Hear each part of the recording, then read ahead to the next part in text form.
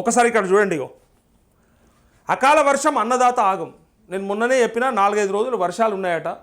రైతుల కథం ఇప్పుడు పంటకు ఒక నష్టం అయితే పండినాక వచ్చిన పంట ఇట్లా నష్టం అన్నట్టు ఇగో మొత్తం కళ్ళల వడ్లు అలాగే నీళ్లు కొట్టుకపోతాయి. రేపు మొలకలు వస్తాయి, అవి కొనేటోడు దిక్కుండడు. తడిసిన ధాన్యాన్ని కొనే దిక్కుండదు, కొన్నా రేటు పెట్టరు.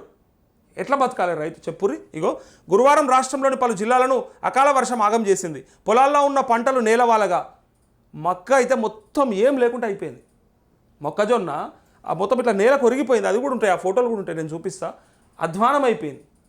పత్తి అంతే, మక్క అంతే, చెరుకు అంతే. ఇప్పుడు ఇది చూడండి, ఈ వరి అయితే మొత్తం నాశనం అయిపోయింది.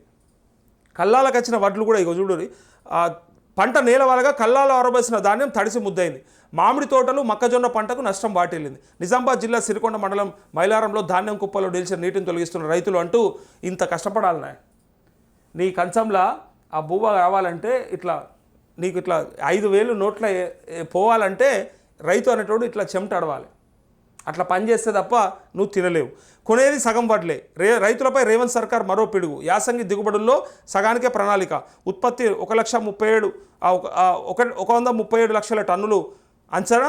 70 లక్షల టన్నుల కొనుగోలుకే నిర్ణయం. అందుకే కొనుగోలులో కావాలనే జాప్యం. మార్గదర్శకాలు జారీ చేసిన ప్రభుత్వం అంటూ ఇక వడ్లట ఈసారి సగమే కొంటారట. 70 లక్షల టన్నులే కొనాలని నిర్ణయం చేసుకుందట. మొన్న పంట పండితే 154,000 మెట్రిక్ టన్నులు పండిందని దాన్ని కొన్నమని లెక్కలేసిన ప్రభుత్వం ఇప్పుడు ఈసారి ఉత్పత్తి ఏమో 137 లక్షల టన్నులు అంచనా.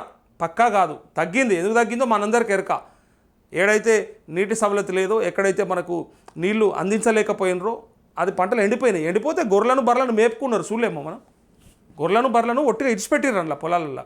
అయితే అదే పరిస్థితి ఉండగా తగ్గింది, ఇంకా తగ్గే ఛాన్సెస్ కూడా ఉన్నాయి.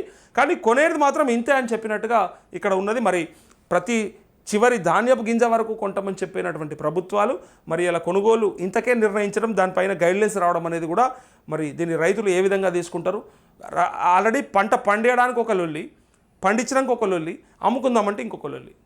రైతుకు ఎప్పటికొక గోసనే ఉంటుంది. ఇట్లా ఇది దీని ద్వారా ఇది అయిపోతుంది, ఇది అయిపోతే ఎట్లా అనేది ఉండదు. గడికోటిగా ఒకదాని మీదకి ఒకటి దాటాలి. పెదపాము మింగినట్టే అది ఆడతారు కదా, ఆ కైలాసం ఏమంటారు దాన్ని, వైకుంఠపాలె ఏమో అంటారు కదా ఆట. పైకి వెళ్ళి కింద పడ్డట్టే, డైరెక్ట్ మీదకి వెళ్ళి ఎక్కినప్పుడల్లా మింగి కిందకి పడేస్తుంది అది లాస్ట్కి. అది రైతుల బాధ.